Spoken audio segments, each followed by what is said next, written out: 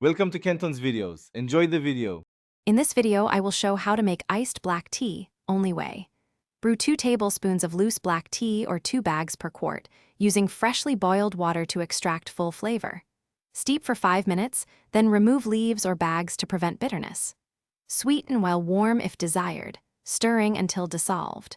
Cool to room temperature, then chill in fridge or pour over ice for immediate serving and enjoy. I share simple tricks to avoid weak or bitter tea and keep clarity throughout.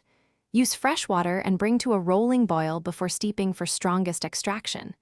Measure tea precisely and set a timer for 5 minutes to avoid oversteeping. If clarity matters, strain through a fine mesh or chill uncovered to let tannins settle.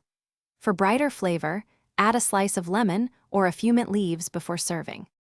If you're finding this video helpful, please subscribe and like to also support the channel.